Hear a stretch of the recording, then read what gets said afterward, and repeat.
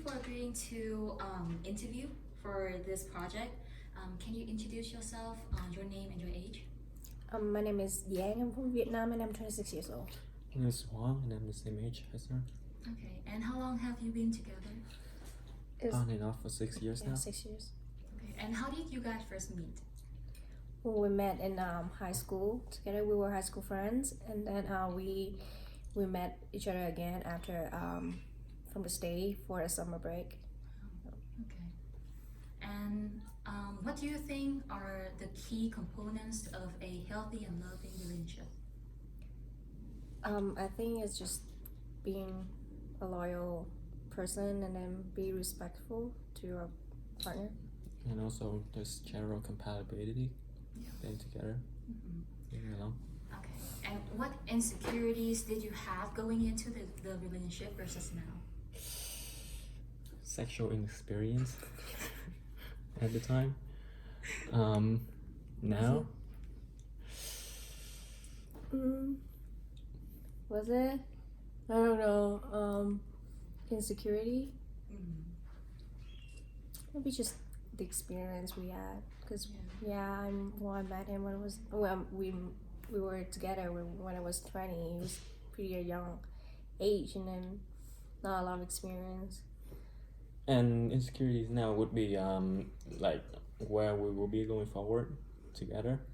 In the future. Mm-hmm. I see. Do you love yourself more now in the relationship or before when you were single? I guess now more because when we were first in a relationship, we were just like teenagers. So like that process of self-love was just like still ongoing. Yeah. But now it's definitely better since we are living together, and then we understand each other more, and then I know his taste in music, film, whatever, and then we have time to learn about ourselves. What did your partner find to love in you that you didn't recognize?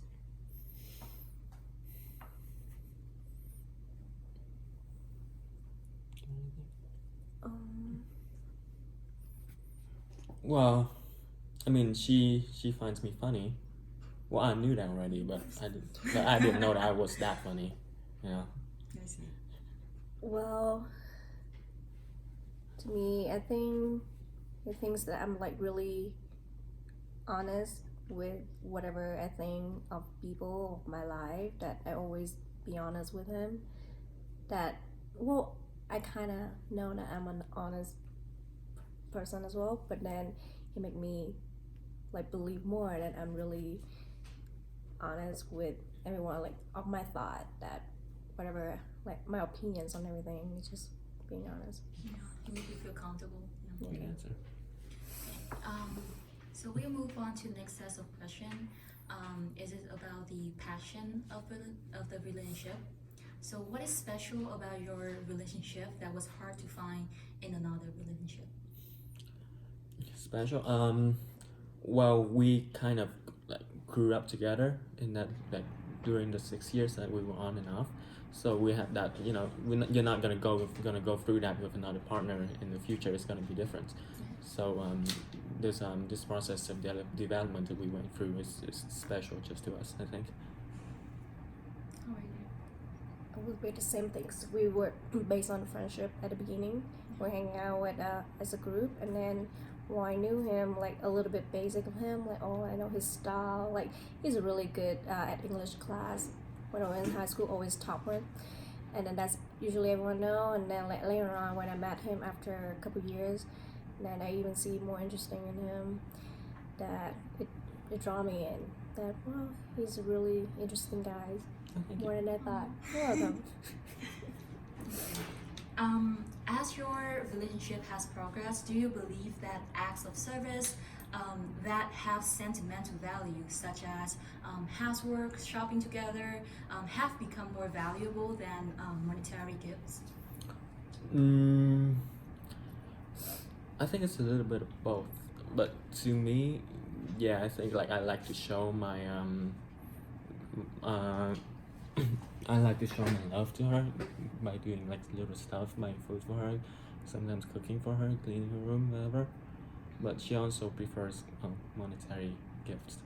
Okay. I think it's a little bit of both, definitely. What kinds of sentimental actions or behaviors bring you two closest together?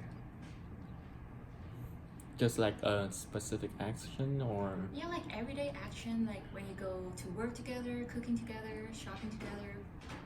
What kind of action that you think that bring you guys closest together? um, watching movies together, and Maybe. I buy food for her, like a lot of times, like almost every day. That's kind of a requirement. Yeah. Just I think just like things that we can do together, things that we can enjoy doing together, and not just any specific acts. Okay. So in what ways do you show your appreciation toward your significant other?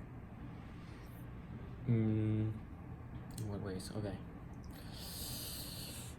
There's verbally, physical affection, or is it just like imply that she would know that I love her, or like he would know that I love him?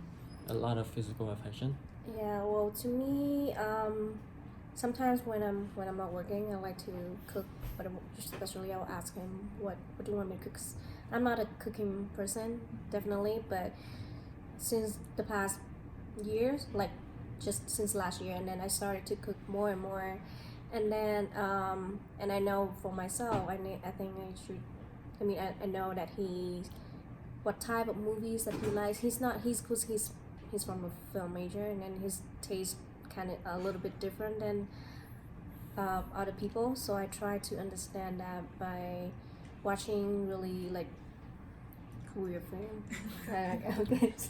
to him, and then music taste. Yeah, I try to listen, and then And she's a really good cook, by the way. things. Okay.